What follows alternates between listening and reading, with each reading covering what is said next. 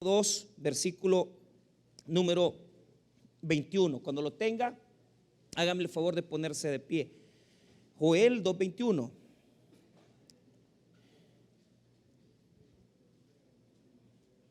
Joel capítulo 2, versículo 21 en adelante.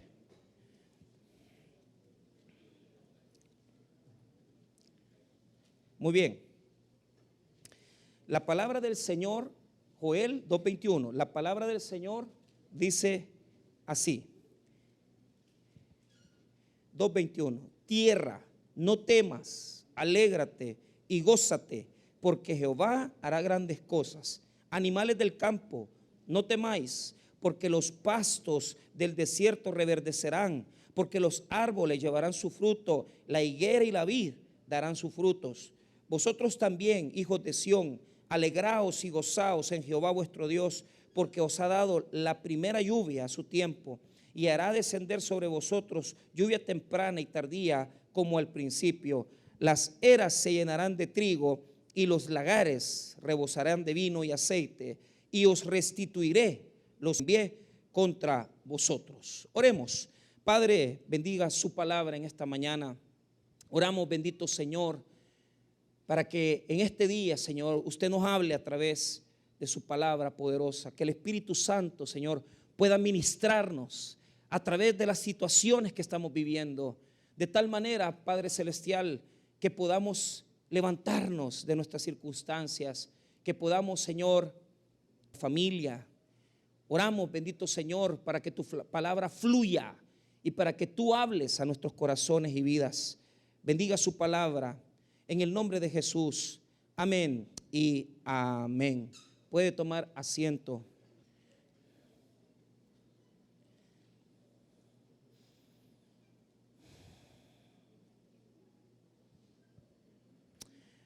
Vamos a hablar de la restauración. La restauración.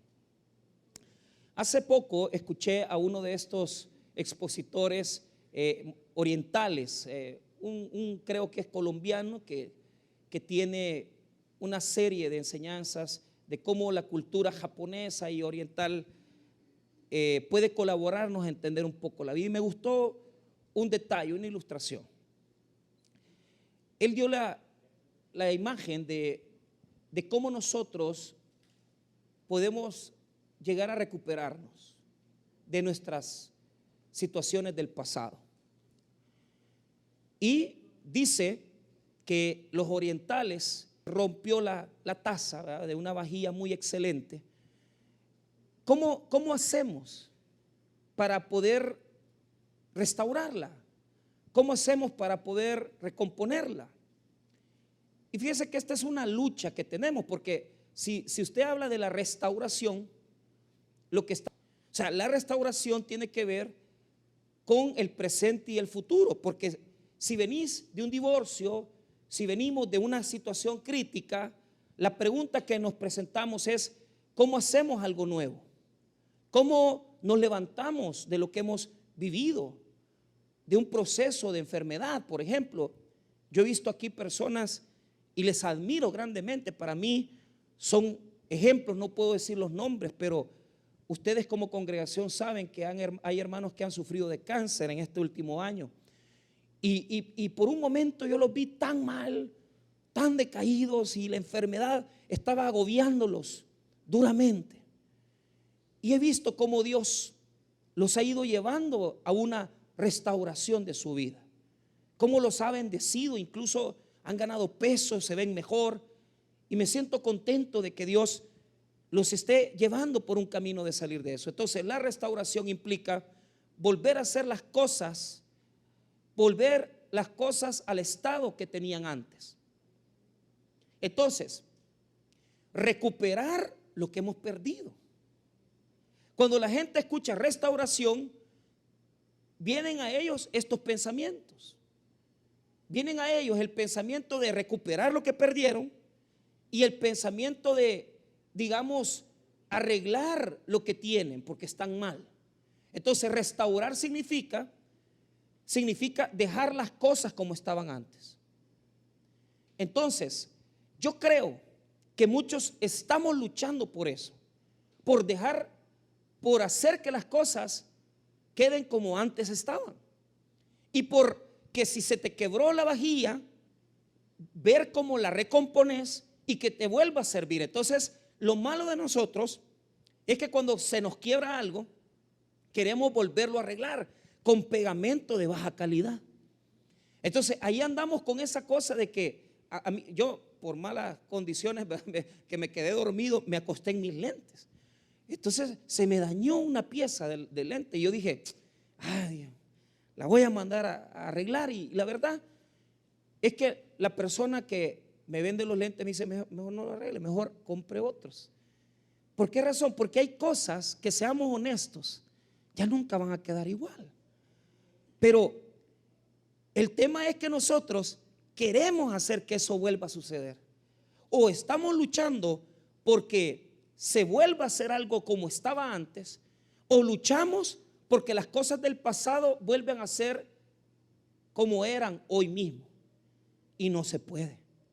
Entonces, este señor oriental decía de que los sabios, ¿verdad?, en Japón, lo que hacen es que a la taza le hacen una mezcla de oro, y los pedacitos de la taza, en lugar de pegarlas con pegamento solamente, hacen esa mezcla de oro que une las piezas con pegamento. Entonces, cuando usted ve la taza en su hendidura tiene oro con pegamento. Pero aquella taza que se te rompió o tal vez dañaste, se vuelve algo atractivo, porque no es una taza pegada con pegamento de mala calidad, con un pegamento que compraste en la tienda, sino que es una taza que tiene oro en las hendiduras, que tiene oro en las fisuras, que tiene oro en las partes quebrantadas. La pregunta que nosotros hacemos es, ¿cómo hace Dios para restaurar nuestra vida? ¿Cómo hace Dios para restaurar nuestra vida? Y ese ejemplo lo tomo y se lo comparto porque yo creo que es parecido a lo que Dios hace. Es parecido a lo que Dios está haciendo hoy en nuestra vida. Primero, quiero decirles que el libro de Joel nos narra un evento catastrófico en la tierra. Vino una plaga tremenda que destruyó hasta lo último de la vegetación, destruyó todos los cultivos y los dejó en una situación de sequía tan dura, tan terrible, que toda la cosecha se perdió. Pero además de perderse todos los cultivos, no solamente tuvieron que padecer necesidad y hambre por varios meses, sino que también pasaron por una sequía que llevó al pueblo al hambre, llevó al pueblo a la necesidad, llevó al pueblo a una crisis. Entonces, el capítulo 1 nos habla de esa plaga. La plaga de la destrucción es una plaga que en el texto hebreo es bien interesante porque nos narra de insectos diferentes. Las posturas que se tienen con respecto a este versículo que vamos a leer ahorita es que una de las larvas, primero es un gusano, después de un gusano le salen patitas y se va para otra hoja, después de pasar a esa hoja le salen dientes y ya no solamente se arrastra en la hoja, sino que se come la hoja y se come el fruto. La imagen que da el texto bíblico parecería de que cuando por razones determinadas en nuestra vida sufrimos de pérdidas, diga conmigo pérdidas, nos acabamos todo. O sea, viene una plaga que destruye todo lo que somos. Yo no sé si ahorita tal vez hay una persona que ya pasó por eso, o hay alguien aquí en esta mañana que recién tiene ese gusano que le está comiendo una de las hojas, pero que prontamente se convertirá en un animal que puede saltar de hoja en hoja, y ya no va a ser una cosa que solamente te vas a acabar tu familia, sino que te vas a acabar a tus hijos, te vas a acabar a tu mujer, te vas a acabar el dinero, y la plaga se expande tanto que todo el cultivo se destruye. Yo tengo amigos aquí, como el hermano Francisco, él cultiva huisquiles en su terreno aquí mismo en Cojutepeque. Me dice, pastor, quiero que venga a ver. Y mire, lo desastroso que una plaga cuando llega. Me dice, mire, este cultivo se me echó a perder el año pasado. Estaba todo seco, estaba todo destruido. Y mire, él cultiva aquí abajo, ahí por calle La Estación. Usted se va para allá abajo, él tiene una pequeña quinta ahí.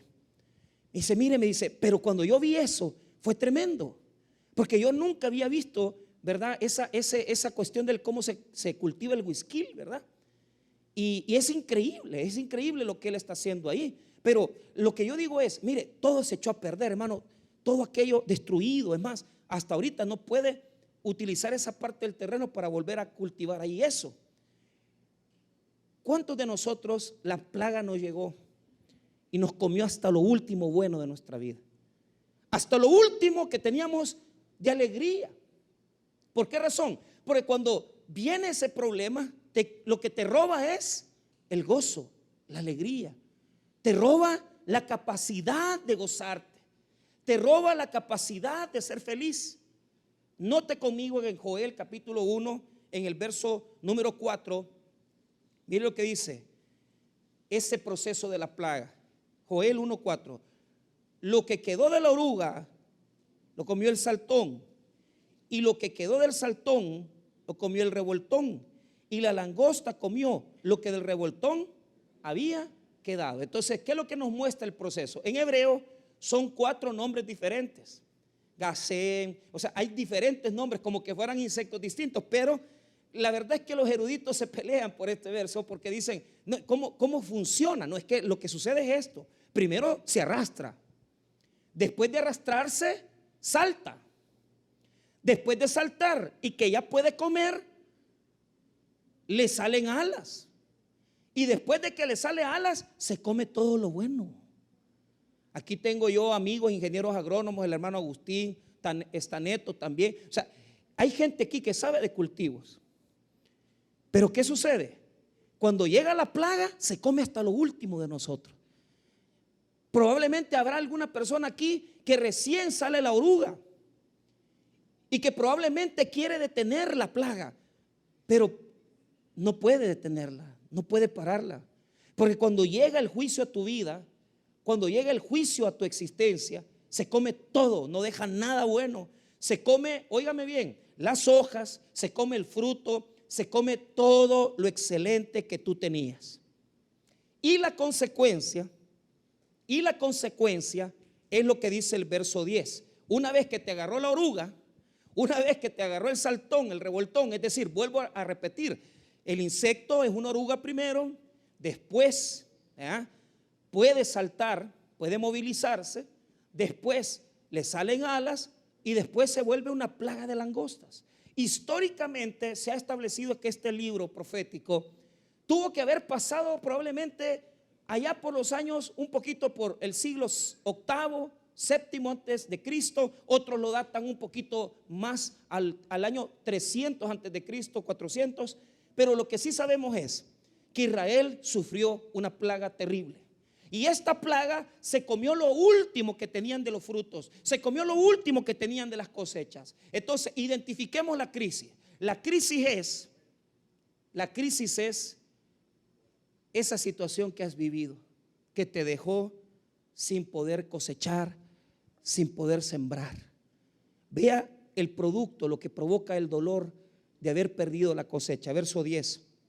El campo está asolado, se enlutó la tierra porque el trigo fue destruido, se secó el mosto, se perdió el aceite. El trigo sirve para comer.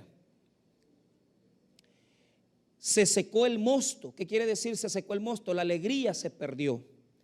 Y el aceite, ¿qué quiere decir? El aceite ya era un instrumento de sanidad, pero tenía una característica, era como decir un poquito de la abundancia. Es decir, mire lo que nos está diciendo, la plaga se lleva el sustento, se lleva la alegría que tenemos y se lleva además aquellas cosas bonitas que nosotros apreciábamos y que estábamos tan felices de tenerlos.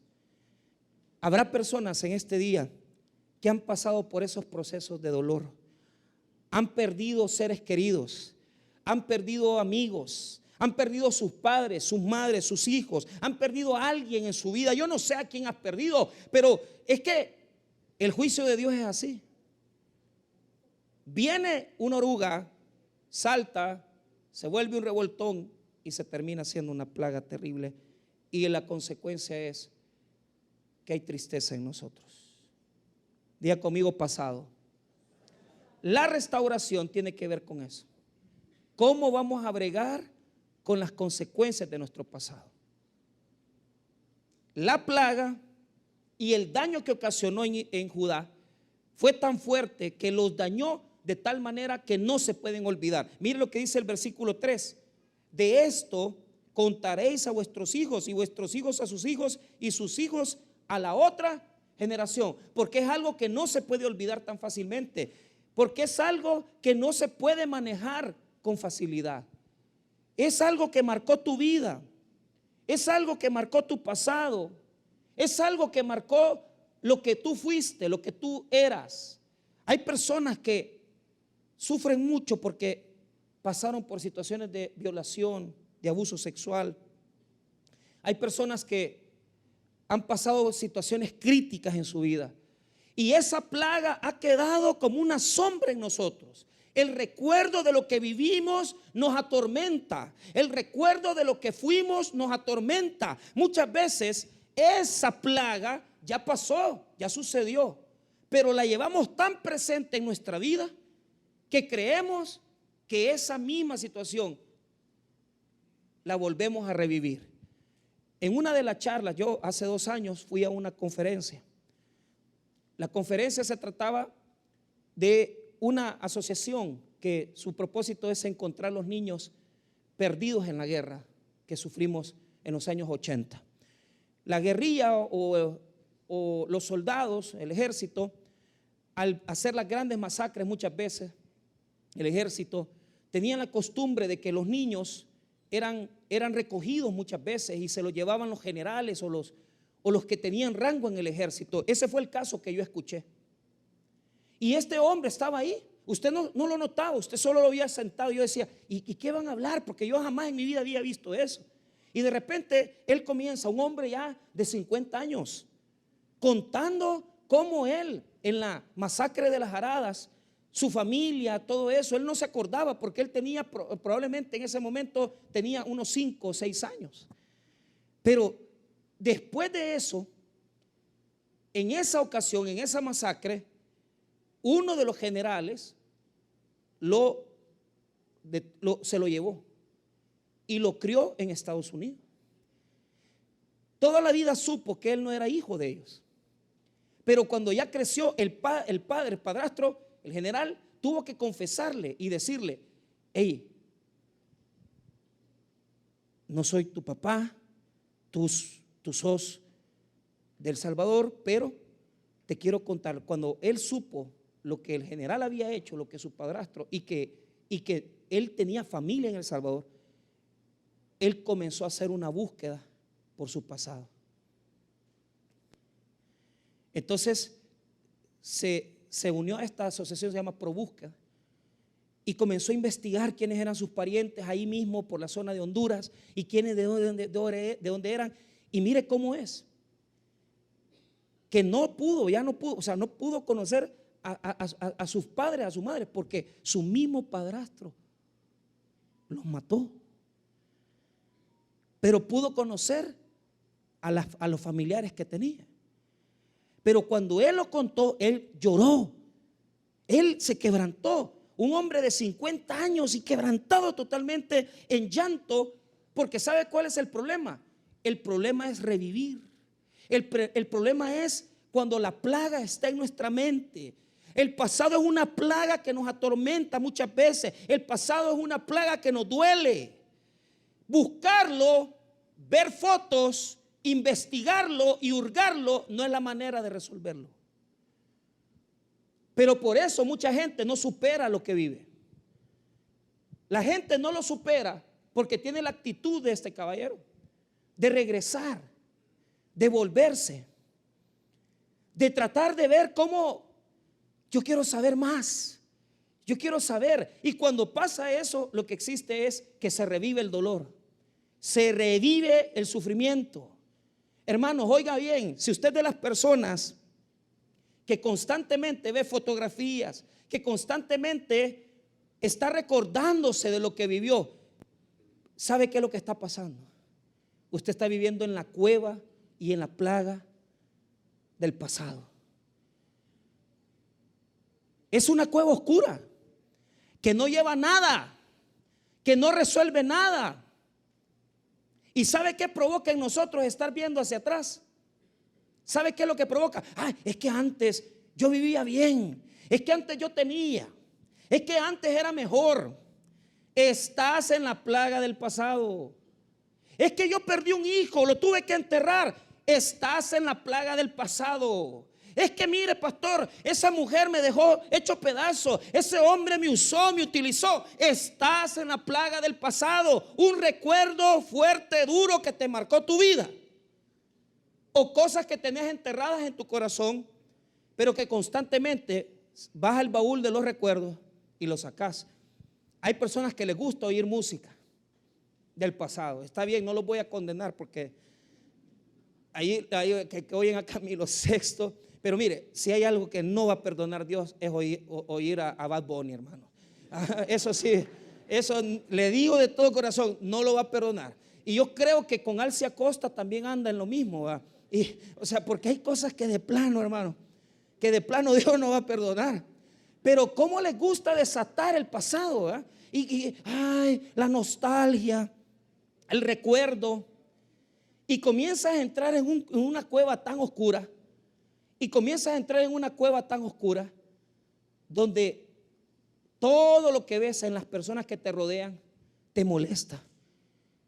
Porque ves que otros disfrutan la vida. Ves que otros viajan. Ves que otros han desenvuelto sus situaciones y tú no dejas de lamentarte por lo mismo. ¿Sabe una de las cosas que yo he notado? Hay personas que quieren revivir los momentos pasados. Te acordamos. Esa es una palabra de la cueva del recuerdo, de la plaga de la langosta. Hay personas que quieren volver a vivir lo mismo y luchan porque se vuelva a crear la misma situación. No podemos disfrutar el presente. Nos molesta que otros estén disfrutando y encima de eso nosotros no somos capaces de superarlo. Diga conmigo, abrace su pasado. ¿Qué tiene que hacer? Mire, hermano, nadie aquí puede venir a decir, es que el pasado, es que mire, es que es una maldición. No, la maldición no es esa. La maldición es no perdonarse uno mismo. La maldición es no superar las cosas. ¿Sabe qué es la maldición? No ser capaces de vivir y decirle a Cristo, Cristo, yo quiero que vengas a mí, a mi vida, y que me ayudes a levantarme de mi situación. ¿Por qué? Porque mientras estemos en esa plaga que nos atormenta, jamás podremos hacer un nuevo futuro. La solución no es en recobrar lo perdido. La solución no es en revivir el pasado. La solución no es seguir repitiendo lo mismo. La solución no es seguir viendo hacia atrás. Mira cómo era antes, mira cómo estábamos antes. Eso no es la solución. La solución es ver a Cristo. La solución es ver todo a la luz del Señor y ver que nuestro Señor Jesús, que nuestro Señor y Salvador nos ha dado una de las más grandes bendiciones que puede tener el hombre. ¿Y qué es lo que le ha dado Dios a sus hijos? Le ha dado a Jesucristo para que usted y yo podamos entender una verdad. Una verdad. ¿Y qué es? ¿Qué hacemos los cristianos? Aprendemos de nuestros errores. Diga conmigo, aprendemos de nuestros errores. El pasado es un tesoro precioso. El pasado es un tesoro lindo. Todo lo que has sido, todo lo que viviste, no es para maldición tuya. No es para desgracia tuya. Todo lo que has vivido, todo lo que experimentaste, cosas buenas y malas, hasta las situaciones que no pudiste detener, como una violación, un abuso, o porque no tuviste padre, o porque no tuviste una madre, todas esas cosas el Señor Jesucristo promete que las va a usar, porque el bien del hombre no es desechar su pasado. El bien del hombre es aprender que todo lo que hemos vivido, todo lo que hemos sido y todo lo que hemos experimentado, si se lo ponemos en las manos a Cristo, Él puede hacer cosas nuevas en nuestra vida. Él puede hacer cosas excelentes y mayores aún, porque tenemos que tener la fe de que el Señor nos ayuda a superar nuestro dolor. ¿Qué hace Cristo? Le quita el veneno, la toxicidad a la langosta. Le quita el dolor a tu recuerdo. Yo aconsejo a un muchacho, mire, y esto es algo bien. Hay personas que las violaciones, perdóneme, yo no quiero ofenderle. Yo sé que el abuso sexual, el abuso físico, eso es algo tremendo. Yo aconsejé a una pareja y fíjese que el hombre le llegaba y decía: pastor, quiero que hable con nosotros. Tenemos un problema y la intimidad no funciona. Mi pareja, ella no funciona, me dice, no quiere, no me ama, no me. Entonces, yo sinceramente, yo no sabía nada. Pero cuando ya estuvimos sentados los dos, porque aceptaron tener esa consejería, fíjese que ahí explicamos todo, porque ella comenzó a decir: mire, es que fíjese que yo sufrí esto, y comenzó a explicar todo un abuso que había hecho un padrastro con ella, y comenzó a llorar como una niña, comenzó a llorar como una bebé. Pero todavía no había abrazado el pasado, porque eso es lo que hace Cristo. Cristo lo que hace es reconciliarnos con el dolor que vivimos, para que no le tengas miedo a lo que viviste, para que no le tengas miedo a lo que fuiste, para que no tengas que sufrir por lo que no resolviste. Cristo nos quita el miedo por lo que fuimos. Dios llama a Moisés y le dice: Moisés, quiero que vayas a Egipto. Y Moisés dice: no, yo no quiero ir. ¿Por qué no quiere ir Moisés? Porque él había matado a un egipcio y lo había dejado enterrado. Muchos de nosotros el pasado no lo queremos ver, o lo amamos mucho o no lo queremos ver. Pero Dios le dice a Moisés: los que querían tu muerte ya han desaparecido. ¿Qué quiere decir eso? Que antes de mandarlo de regreso, ya Dios le había dado la confianza para ver su pasado. Esa muchacha comenzó a llorar, pero todo el problema era uno. Todo el problema era que ella no se perdonaba, se sentía sucia. Ella se sentía condenada. Ella sentía que Dios no había perdonado. Ella se sentía culpable de la violación. Entonces, en lo que ella platicó y dijo: es que mire, yo quizás provoqué a mi padrastro, yo quizás propuse cosas. O sea, el problema de ella no era el pasado, era que no se había perdonado a sí misma. Pero en ese mismo momento hicimos una oración en donde ella confesó a Cristo, confesó a Jesús y dijo: Jesús, ven a vivir a mi vida, dame la fuerza, dame el coraje. Y desde ese momento ella se perdonó a sí misma por lo que hizo. Ella misma se perdonó lo que hizo, porque habló con Jesús. Jesús le dio un abrazo, Jesús le dio la confianza y la hizo libre.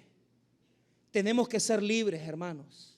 Que no te acompleje lo que fuiste, que no te acompleje lo que no lograste, que no te acompleje lo que viviste. ¿Por qué? Porque Cristo está aquí en su Espíritu Santo, dándonos una renovación de vida y diciéndonos: quiero darte una nueva vida, quiero darte algo nuevo. No te niegues a lo que te quiero dar. Deja ya de renegar, deja ya de gemir, deja ya esa pérdida de tiempo que juzgar en lo que fuimos. Levántate y escucha bien lo que va a hacer Dios. Una vez que ellos mismos han reconocido, Dios les pide que hagan un ayuno y que se humillen ante Dios. Ellos se humillaron. Primeramente se reconciliaron con Dios, porque si no te reconcilias con Dios, si no te reconcilias contigo mismo, no vas a poderle hacer frente a esto. Y esto sí se lo quiero decir en esta mañana. Si usted quiere vivir cosas preciosas de Dios, reconcíliese consigo mismo, perdónese. Hágase el propósito de decir: Señor, ya no quiero llevar esta carga, este sentido de culpa. Ya no quiero, Señor, vivir con esta carga. Pídale perdón a Dios, pídase perdón usted mismo por todo lo que usted se ha robado, por todo lo que usted se ha hecho usted mismo el daño, porque siempre usted se ha hecho tal vez daño haciendo ese recuerdo una realidad en su vida. Y mire lo que hace Dios cuando ya están ellos en esta situación. Por mucho tiempo la gente se burló de Judá diciendo: Dios los ha abandonado. Mire lo que dice el capítulo 2, versículo número 17. Entre la entrada y el altar lloren los sacerdotes, ministros de Jehová, y digan: perdona, Jehová, a tu pueblo, y no entregues el oprobio de tu heredad, para que las naciones se enseñoreen de ella. Porque ¿por qué han de decir entre los pueblos: ¿dónde está su Dios? Por mucho tiempo la gente dice: ¿y dónde está su Dios? ¿Dónde está su Dios? No se le nota que Dios lo esté bendiciendo, no se le nota que Dios esté en su vida, no se le nota que Dios esté con él. Pero ¿sabe lo bonito? Que ellos se humillaron ante Dios, le pidieron perdón a Dios, le pidieron misericordia a Dios, se reconciliaron con Dios y consigo mismos. ¿Y sabe qué hizo Dios? Diga conmigo: quita la plaga. Quita la plaga. Quita la plaga. Yo no sé qué plaga ha llegado, qué recuerdo ha venido a tu vida que te detiene. Yo no sé qué situación espiritual has vivido. Posiblemente antes practicaste cosas duras de tu pasado, fuiste alcohólico, drogadicto. Yo no sé qué pasó en tu vida. Si siempre has necesitado a alguien que te dirija tu vida, estás mal. Esa plaga la quiere quitar Dios de tu vida, porque Él quiere que seas independiente, que confíes en Él, que te tomes de sus brazos y que tengas la oportunidad de construir un nuevo futuro. ¿Cómo? Primero Dios quita la plaga. Diga conmigo nuevamente: Dios quita la plaga. Vuelvo a repetir, no sé si es una condición espiritual, no sé si es una condición psicológica, que te querés matar, que te querés deprimir, que te tomás medicamentos para tu situación psiquiátrica. Las secuelas del pasado se traducen en muchas cosas: incapacidad para tener trabajo, incapacidad de pensar. Usted tradúzcalo en su idioma. Si usted es una persona dependiente de otra, que necesita que siempre le estén diciendo lo que tiene que hacer, usted dígale a Dios: quita la plaga de mí. Porque Dios está dispuesto a restaurarnos. ¿Cómo comienza la restauración? Comienza buscando a Dios, pidiéndole perdón a Él y pidiéndome perdón a mí mismo por lo que no he sido capaz de superar. Pero mire lo que Dios hace espiritualmente: nos quita la plaga. Y mire el versículo que le voy a leer en el 19. Diga conmigo: Dios responderá.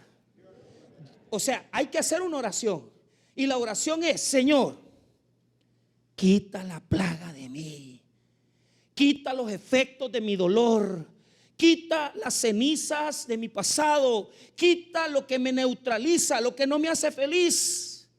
Quítalo de mí, Señor, lo necesito, quiero ser libre. Mira el 19.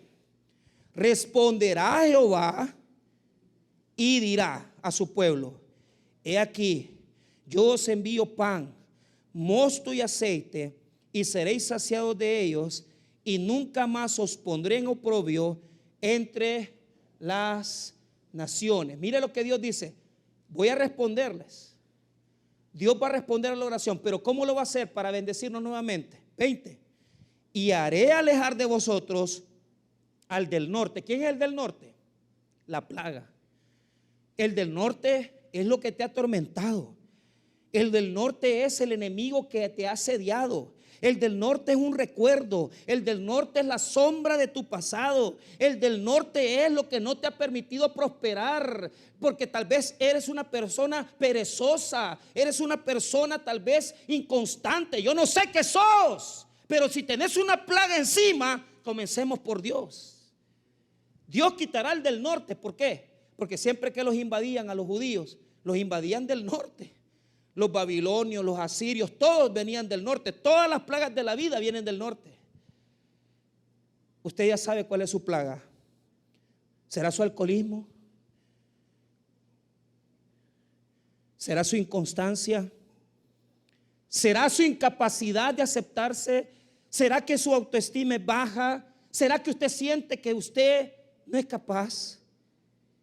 Mire lo que dice el Señor en el 20 nuevamente. Y haré alejar de vosotros al del norte, y lo echaré en tierra seca y desierta. Su faz será hacia el mar oriental, y su fin al mar occidental. Y exhalaré su hedor, y subirá su pudrición, porque hizo grandes cosas. ¿Qué va a hacer Dios? Va a tomar las secuelas de tu pasado, va a tomar la plaga de tu dolor, va a tomar tu incapacidad, va a tomar tu inestabilidad, va a tomar tu depresión, va a tomar tu inconstancia, va a tomar tu dolor, lo va a agarrar y lo va a llevar al otro lado de la tierra, porque Él ya la puso en la cruz del Calvario. Todas tus maldiciones ya están en la cruz. No tienes por qué vivir una vida de maldición, porque tú eres libre en Cristo Jesús. Pronuncia su nombre, declara libertad, declara que Dios te ha hecho libre. No a la depresión, no al suicidio, no a las muertes de niños, no a las muertes de los bebés.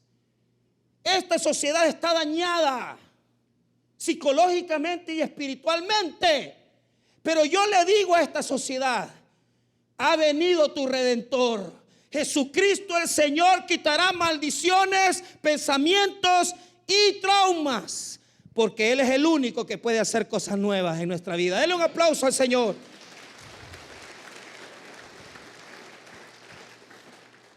No más niños muertos en basureros, no más niños suicidándose, no más adultos en depresión. Dios tomará al que viene del norte y lo llevará al otro lado, y no te volverá a hacer daño, porque Él ya pagó por eso en la cruz del Calvario. Él llevó nuestro dolor. Él llevó toda maldición, todo lo que es Satanás y el enemigo han querido hacer en nuestra vida, y todo el daño que tú mismo te has hecho, lo puso en la cruz del Calvario.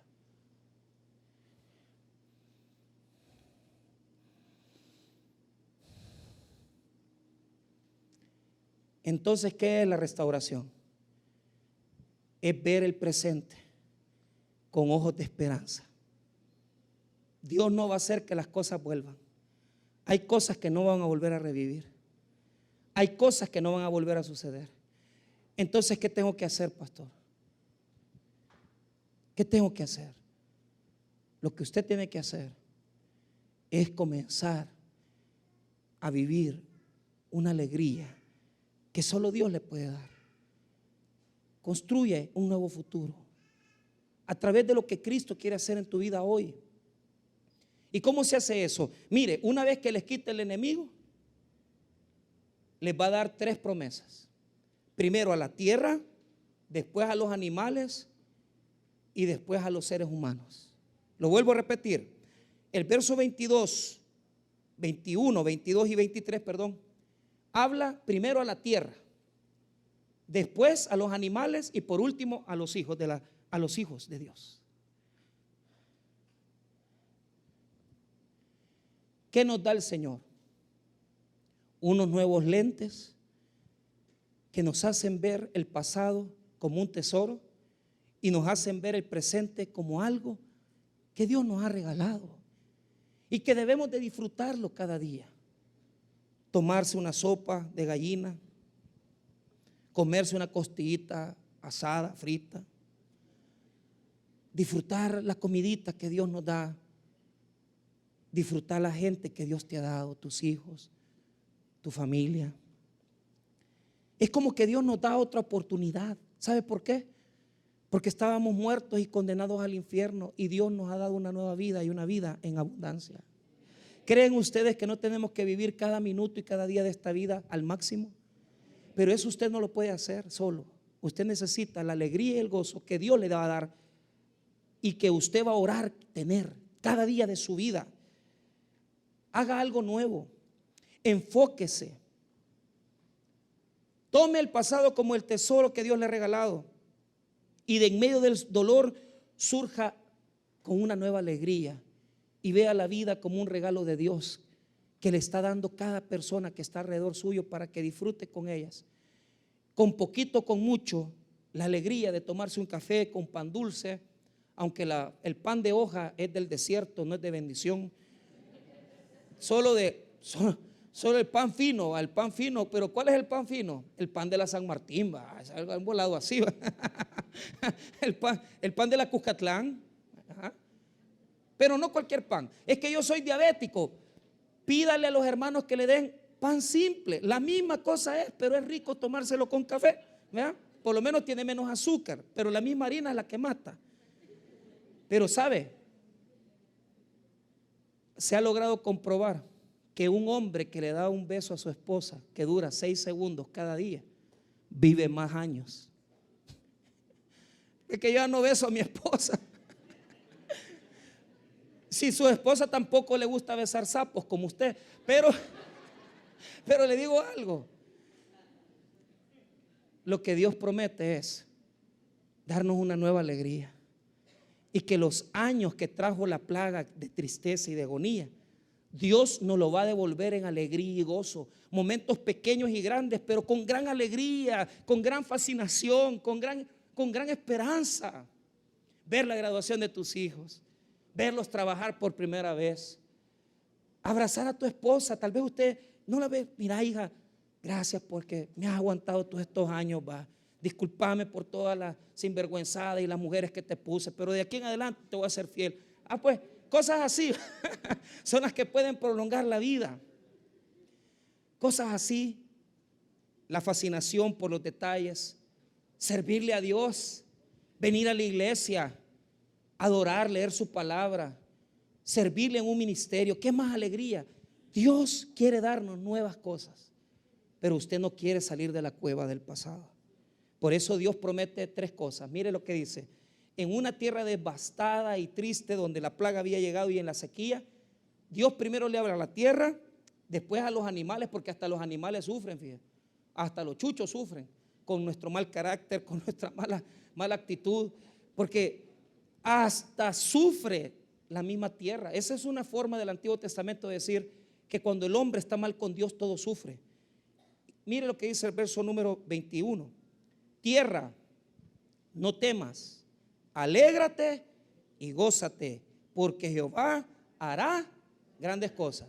Donde vino la gran destrucción y donde se destruyó las plantas, se destruyeron los árboles, no quedó nada bueno en la tierra. Donde la plaga hizo grandes estragos, Dios hará grandes cosas en la tierra. Segundo, los animales del campo, no temáis, porque los pastos del desierto reverdecerán, porque los árboles llevarán su fruto, la higuera y la vid darán. Mire, desde la grama hasta los arbustos, hasta los árboles de fruta, volverán a tener la fuerza. Dios traerá nueva fructificación. Dios nos traerá un nuevo vigor, una nueva fuerza para cuidar los nietos. Aunque algunas hermanas ya están hartas de cuidar los nietos, pero con solo ver los nietos y decir: este mono va, bueno, algo así va, pero usted va a disfrutar la vida y va a reverdecer. Y número 3, para terminar, 23, vosotros también, hijos de Sión, alegraos y gozaos en Jehová vuestro Dios, porque os ha dado la primera lluvia a su tiempo, y hará descender sobre vosotros lluvia temprana y tardía como al principio. En resumen, la tierra seca que no tenía nada, Dios traerá lluvia y volverá a reverdecer y volverá a fructificar. Y traerá la lluvia temprana y la tardía, porque todo lo que siembras lo vas a cosechar. Y oiga bien la promesa de Dios. ¿Vos crees que antes disfrutaste la vida? Eso no es nada lo que vas a disfrutar hoy, porque con Cristo la vida se disfruta al máximo. Y sabe, a veces podemos estar hasta enfermos y a veces hasta en crisis, pero Dios ha prometido en el versículo número 25, mire lo que dice: y os restituiré los años que comió la oruga, el saltón, el revoltón y la langosta, mi gran ejército que envié contra vosotros. ¿Qué quiere decir eso? Diga conmigo: Dios restituirá. No es que vas a volver a hacer los recuerdos del pasado, no es que volverá lo viejo aquí al presente, es que Dios te dará un nuevo espíritu, una nueva alegría para que crees un nuevo futuro. Y cada momento de tu vida lo vas a disfrutar al máximo, porque aunque a veces pasamos por cosas difíciles y duras, detrás de todo eso siempre está un Dios que nos quiere dar nueva alegría, nueva esperanza y nuevo gozo, porque Él tiene lo mejor para tu vida. Desde que encontraste a Cristo, tu vida es más excelente y mejor que antes. Por lo tanto, creámosle a Dios y que Dios mande la lluvia a tu vida y que esas bendiciones Dios te las conceda, las bendiciones de tu corazón. Vamos a orar, hermanos.